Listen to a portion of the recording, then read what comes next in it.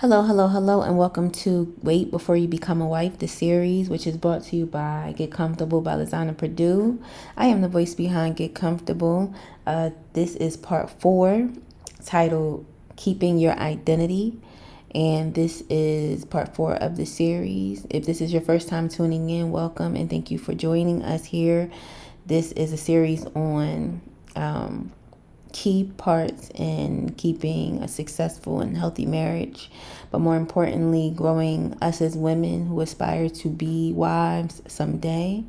And no matter if we become wives or not, no matter which way life takes us, all of these things will help to uplift us and motivate us to become better women, period, on top of aspiring or wanting a marriage, and being that not perfect wife, because I don't feel like there's a perfect one, but being the best version of yourself, bringing the best version of yourself to the marriage as a wife. Okay. So let's jump right in. The first portion, and the reason why I chose to, or I was led to do keeping your identity, is because so often women take on so many different forms, and we basically shape shift into what the needs of our family members desire or need at that moment. So, for instance, if we are a wife and our husband needs us because he may be dealing with a project or, away from us, we know we have to take care of the household. We have to make sure that the bills are paid. Not necessarily that the finance, that we bring in the finances, but we have to take care of the home. If we are a mother, then we're all, pouring into the children. We're pouring into our husbands, pouring into our children, sometimes our friends. And as you get older, of course, your parents are going to need you also. Sometimes and maybe your husband's parents also. Taking on all of those roles, sometimes we lose ourselves in the middle of it. And it's very important to keep us at the center who you are and who you were before you entered the marriage. And I feel like there's a high level of respect that a man has for a woman who not only can take care of the home, but has her own thing, and we do lose it sometimes. We lose ourselves. We have to find ourselves, and that's fine because life goes on and things demand our attention.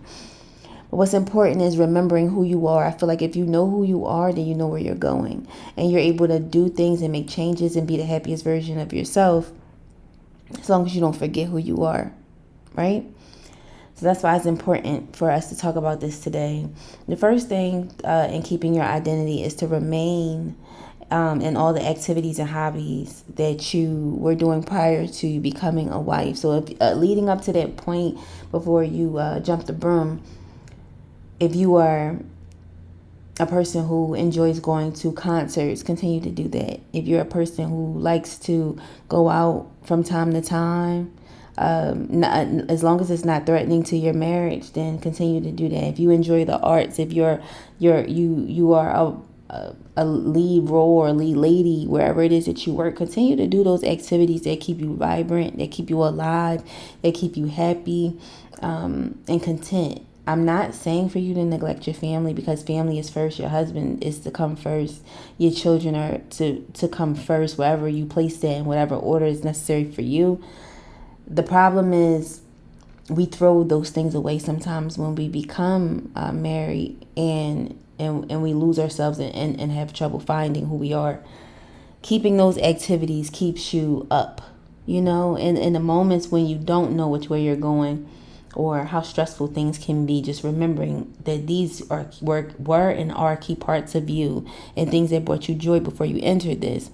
And I encourage any man who has hobbies or activities that they do for them to also continue to do those things. Unless for some reason your spouse doesn't like it or it threatens the nature of the marriage, I feel like it's fine for each party to continue to indulge in the things that make them whole, right? The second thing is keeping yourself up, right? We even in relationships prior to marriage, or just if we're going through a bad time, and then there's happy weight too. When you're happy, sometimes you tend to gain weight. When you have children, you gain weight, and it's not always about weight. Sometimes we go long times without doing our hair. If for those who like makeup, doing your makeup, sprucing yourself up, making yourself look beautiful to your standard, right? Feeling good in your skin. And I think that if this is something that you made a priority prior to entering into a marriage, this is something that you need to continue to do. So if you are going to the gym, continue to do that. Even if you have to scale back, make sure that you keep that as a priority, because you won't feel good inside if you can't. If you are a person who eats right, or even if you're not, just trying to remain healthy in a marriage, because you are an influence. Look at the situation as a partnership. You are them and they are you. That's your yin, you're their yang, So if that's the person you see and you spend the most time with and you're around, you're laying in bed with that person, you communicate with that person on a daily basis, you share a household with that person, you're an influence on that person, as well as that person being an influence on you. If you're eating right, 9 times out of 10, your husband is going to follow suit. If your husband's eating right 9 times out of 10, you're going to follow suit. You guys are a unit. So keeping that at the center, especially if this is how you started off, continue to have those habits into leading into the marriage and continuing on. Of course, we're human. We're going to fall short at times. But again, remembering who you were at the center of everything prior to you becoming a unit is important. All right. Dressing well also, maybe Monday through Thursday, you might be a soccer mom or Molly the maid sometimes,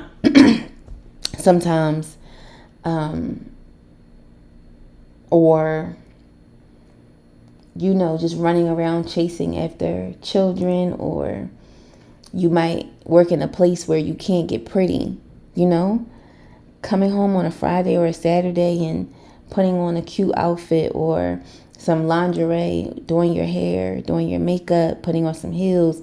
All of those are key things that keep you feeling vibrant, young, happy. And when your husband sees how into yourself you are, he's going to enjoy that and appreciate it, because there's no happiness in a wife if she doesn't feel good inside. And it's the same thing for a man. If he doesn't feel good inside for her, either he's not making the right amount of money, he's not keeping himself up, he doesn't feel like he has the things that he needs to give you or to give himself, he's not going to be happy. And it's the same thing for women. We need to feel beautiful. We need to feel loved. And I'm not saying that your husband shouldn't love you if you don't look the part, but I am saying that men are visual creatures. As well as we are, but I want to say more so they are, and you are the person they chose to spend the rest of their lives with, and they want to see you look your best too. So keeping that in mind is key. Again, we're all going to fall short. Life happens, Sometimes it's harder for us to pick ourselves up, especially because we are nurturers and we sacrifice our bodies, sacrifice our time, and we give. But just don't lose sight of who you are in it, The next thing that I want to say is, if you are a go-getter, I touched on this earlier. If you're a businesswoman, you're the head of a company, you run multiple businesses, if you are the top of wherever you are, don't stop. Don't make yourself less than because you're now a wife. If you have to scale back a bit, cool. But remember that man began to love you based off of who you were prior to them meeting you. And if this is where you were, it's so sexy for a woman to continue on to that, because you can be that boss wherever you go. When you come home, you're that man's baby, and he still admires you for who you are outside of this, and you will continue to admire yourself for keeping with that.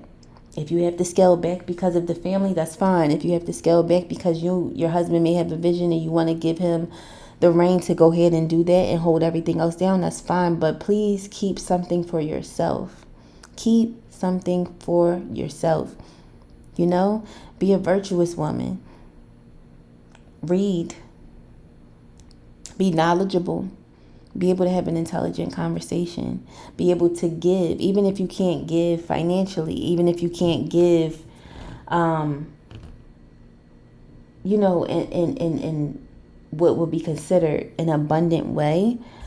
Sometimes being able to have a conversation, uplift your man, have the words of encouragement, knowing knowledge that may be helpful to him or your family.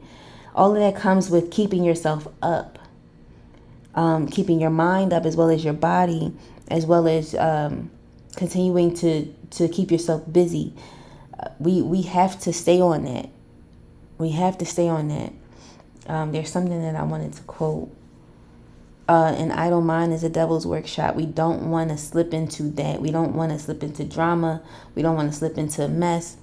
We want to be there all for our families, but that starts with us being there for ourselves in every capacity. Okay?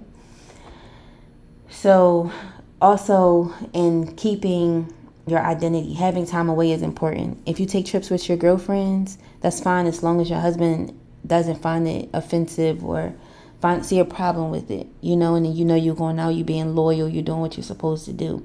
Even if you need to take a business trip, take it. Sometimes that space resets everything, especially when you spend each and every day with that person. You may go to work, but you come home to that person every day. And we tend to get on each other's nerves at some point. Having that space gives that person time to miss you, to acknowledge that you're gone, and be welcoming you back into the home when you come back. And the same for them. Anything that I'm saying to us as women, I would say to a man. A man does need to go to work, and a man does need to have something that he's doing away from the home, so that there's space to miss that individual. Having time away is important, it's key, and it's necessary. All right? I don't have much more, and I don't plan on dragging this on, but just want to reiterate that I don't want to put myself into it, but being around women and being a woman myself, I know that I feel my best when I'm putting in the work for me. I know that I can give more. I'm more insightful. I'm a better listener. I am an asset. I am, when I'm growing, when I'm doing the things that I need to do for me, when I'm accomplishing things, I can't operate to my highest capacity for anybody if I'm not doing the things that make me whole. Okay? And don't feel bad for the times that you miss. Especially if it's not a lot of time. If you need to go out and get it, meaning like you need to achieve or accomplish certain stuff, and you're worried about how your family is going to perceive it, and it's going to put you in a better space, go ahead and do it. Remember who you are prior to getting into a marriage, prior to entering the relationship. Because I feel like a woman should have her own thing before she gives herself fully to somebody else. Because at those moments, if we are those ones giving all of ourselves and not identifying who we are, we'll have nothing left to give us. If God forbid things happen, or if God forbid we're in a negative situation in our relationship, sometimes we need to go inside self to rebuild. If you've given up everything, it's a lot harder to do that. And that's for any man or woman. Okay? And even for moms. When you give to your kids and you don't have anything for yourself left, it's hard. You lose your identity. It's the same thing in marriage, same thing in relationships. Okay, same thing in work. Remember who you are at the core. All right. I love you guys to the moon and back, and I thank you for listening and tuning into this series. You guys are the best. I love my group. I love my Get Comfortable family, and I know you guys care for me too. So again, I love you to the moon and back, and God loves you so much more. Please take care.